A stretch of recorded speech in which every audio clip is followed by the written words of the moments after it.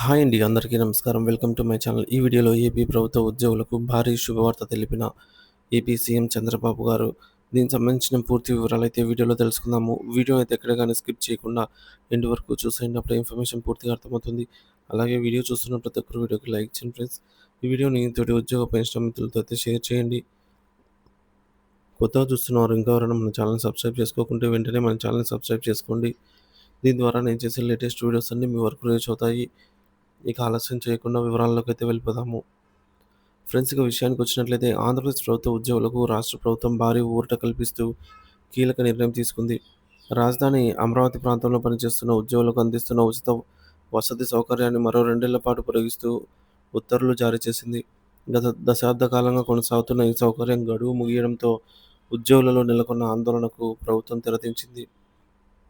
2014లో రాష్ట్ర విభజన అనంతరం పరిపాలనా యంత్రాంగం హైదరాబాద్ నుంచి నూతన రాజధాని అమరావతికి తరలివచ్చింది. ఆ సమయంలో అమరావతి ప్రాంతంలో ప్రభుత్వ కార్యాలయాలు మినహా ఉద్యోగుల నివాసానికి తగినన్ని సౌకర్యాలు, భవనాలు అందుబాటులో లేవు. దీంతో చాలామంది ఉద్యోగులు తమ పిల్లల చదువులు, ఇతర కారణాల వల్ల కుటుంబాలను హైదరాబాద్‌లోనే ఉంచి తాము మాత్రమే విధులకు హాజరయ్యేవారు. ఈ ఇబ్బందులను గుర్తించిన అప్పటి ప్రభుత్వం ఉద్యోగుల సౌకర్యార్థం ప్రైవేట్ అపార్ట్మెంట్లను అద్దెకు తీసుకొని వారికి ఉచిత వసతి సౌకర్యం కల్పించడం ప్రారంభించింది. గత 11 ఏళ్లుగా ఈ సౌకర్యం నిరంతరాయంగా కొనసాగుతోంది. రాష్ట్ర సచివాలయం, అసెంబ్లీ, హైకోర్టు, రాజ్‌భవన్‌తో పాటు వివిధ శాఖలలో పనిచేస్తున్నటువంటి వేలాది మంది ఉద్యోగులు ఈ సదుపాయాన్ని వినియోగించుకుంటున్నారు. ఈ ఉచిత సౌకర్యం గడువు జూన్ 27, 2024తో ముగిసింది. రాజధాని ప్రాంతంలో ఇప్పటికే 2025తో అయితే ముగిసిందండి. రాజధాని ప్రాంతంలో ఇప్పటికే పూర్తి స్థాయిలో నివాస సముదాయాలు అందుబాటులోకి రాకపోవడంతో ఈ సౌకర్యాన్ని కొనసాగించాలని ఉద్యోగ సంఘాలు ప్రభుత్వానికి విజ్ఞప్తి చేశాయి. వారి అభ్యర్థనను సానుకూలంగా పరిశీలించినటువంటి ప్రభుత్వం ఉద్యోగుల ఇబ్బందులను దృష్టిలో ఉంచుకొని ఈ సదుపాయాన్ని మరో ఏడాది పాటు అంటే జూన్ 26, 2026 వరకు మరొక 2 ఏళ్ల పాటు పొడిగిస్తూ అధికారిక ఉత్తర్వులు జారీ చేసింది. ప్రభుత్వం తీసుకున్న ఈ నిర్ణయంతో ఉద్యోగులకు పెద్ద ఊరట లభించినట్లయింది.